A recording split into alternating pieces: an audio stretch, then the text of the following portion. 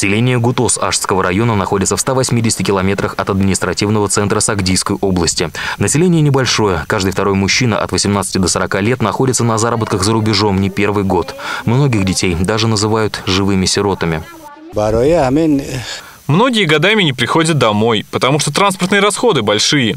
Некоторые, у кого работа сезонная, возвращаются зимой. В основном едем в Свердловск, Сургут, Тюмень, Новокузнецк, Красноярск. Большинство работаем на стройках. Даже если посылаем деньги, то все равно на душе неспокойно за семью, за детей. Половинка хлеба на родной земле лучше буханки на чужбине, решил для себя Умарали Дададжанов. Его единственное ремесло – земледелие. Долгое время он тоже находился в трудовой миграции. Вернулся уже, когда потерял силы поднимать кирпичи и таскать тяжелые стройматериалы. На накопленные деньги решил женить сына. Вероятно, так он хочет хоть как-то загладить вину перед сыном за годы разлуки. Мои личные наблюдения показали, что ребенок, выросший с воспитанием матери, сильно отличается от ребенка, выросшего с отцом. Лично я всегда был беспокоен, не стал ли мой сын вором, не стала ли моя дочь распутницей. У меня пока есть силы, буду работать на земле, выращивать овощи, не поеду больше в Россию. Однако далеко не все думают так же, как Умарали. Экономическая ситуация не только Таджикистана, но и всей Центральной Азии вынуждает мужчин уезжать на заработки и оставлять детей на попечение матерей. В стране более 2 миллионов трудоспособных граждан. Половина из них ежегодно покидают родину в поисках работы. Только 500 тысяч трудовых мигрантов обеспечены постоянной работой. И всего лишь 10% увезли с собой семью и детей. Нигора Соломова – преподаватель в сельской школе. Она с 2 сыновьями ждет приезда мужа, который уже год трудится в Москве. Женщине трудно, поскольку дети маленькие, и ей не на кого их оставлять, чтобы выйти на работу. Нигора для себя уже твердо решила – больше не разрешит мужу покинуть дом.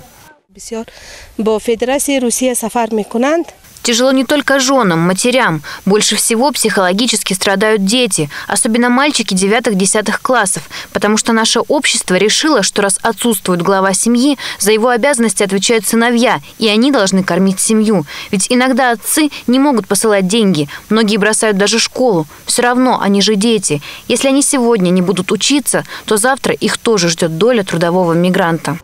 В Таджикистане с каждым годом растет число малолетних правонарушителей. Ночные рейды по компьютерным клубам, профилактика преступности среди подростков.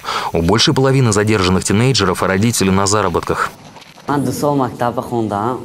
Сейчас я должен учиться в 8 классе, но уже 2 года не хожу. Семейная обстановка вынудила пойти на преступление. Отца у меня нет. То ли умер, то ли потерялся в России. Может, женился, как все другие мужчины. Теперь заново учусь читать и писать. Жительницы села Гутос решили с малых лет учить своих дочерей ремеслу. Здесь в основном занимаются переработкой козьей шерсти, изготовлением махеровых платков. Каждая девочка умеет очистить шерсть от мусора, прясть пряжу, красить ее и вязать платки. Умелые руки – гарантия обеспечения детей во время отсутствия мужа, считает местная мастерица Гузалхон Дададжанова. Махеровые платки очень актуальны и модны в России. Мы их плетем, и наши мужчины увозят их продавать в Россию. Ручная работа ценна и хорошо оплачивается. Поэтому мы каждую девочку с малых лет учим вязать. У нас все мужчины идут работать в Россию. Кто знает, какая доля у нее будет – ждать денег от мужа трудового мигранта или же плести пряжу и зарабатывать на жизнь. Массовая трудовая миграция породила в Таджикистане огромное количество проблем. Пожалуй, одна из главных – это разрушение института семьи. В стране, где ежегодно распадаются тысячи семей, стремительно повышается безграмотность и преступность среди подростков.